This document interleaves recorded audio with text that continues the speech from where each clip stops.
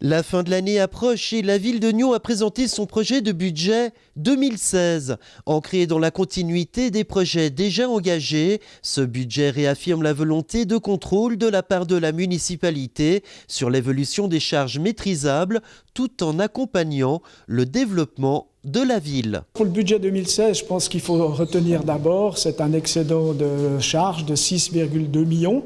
Légèrement moins important que celui de 2015 puisque c'était 6,7 millions. Comme tout bon budget de fin de législature, celui-ci est donc déficitaire. Les charges s'élèvent à un peu moins de 189 millions de francs contre des recettes de l'ordre de 182 millions. Le budget global est un peu moins important que celui de 2015. C'est principalement dû à l'achat d'énergie DSI qui est moins important puisque les prix ont baissé. L'an 2016 sera une année marquée du saut de la concrétisation des projets engagés par la municipalité durant la législature et dont les crédits ont été accordés par le conseil communal, ce qui représente des investissements nets de 65 millions de francs. On voit déjà que 2015, on a un taux de réalisation qui est beaucoup plus important que les autres années par rapport au plan d'investissement. Et 2016, avec le départ des deux écoles, la première étant déjà commencée en 2015, effectivement, nous aurons des investissements très importants. En 2016, Nyon réalise son programme scolaire. En construisant des écoles, la ville compte aussi sur de nouvelles recettes fiscales, celles des nouveaux habitants et des parents pour amener de l'argent frais dans les caisses. Mais ce ne sera certainement pas suffisant et le plafond d'investissement devra assurément être revu à la hausse, peut-être bien d'une soixantaine de millions de francs aussi. Ah oui, c'est ce que le syndicat dit tout à l'heure, 60 millions pour les nouveaux projets.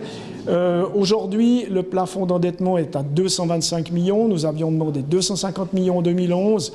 Je pense qu'on va s'approcher probablement, mais l'analyse n'est pas faite, de 280 millions de demandes au canton.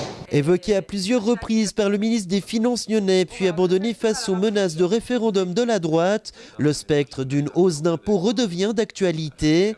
Pas pour la fin de cette législature, mais peut-être bien d'ici 2 ou 3 ans. Je pense qu'elle est derrière pour 2016, ça c'est clair, puisque le Conseil a déjà voté une non-augmentation et a suivi la municipalité.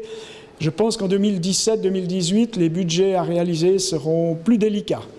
Et donc on reparlera prochainement, probablement, d'une augmentation d'impôts. Le préavis de la municipalité portant sur le budget 2016 de la ville de Nyon sera remis au conseil communal le 9 novembre prochain.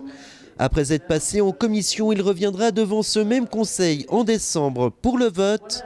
Ce sera le plat de résistance du dernier conseil communal nyonnais de l'année 2015. Je rappelle qu'on discute de l'ordre du jour et de la suppression au nom du point 17.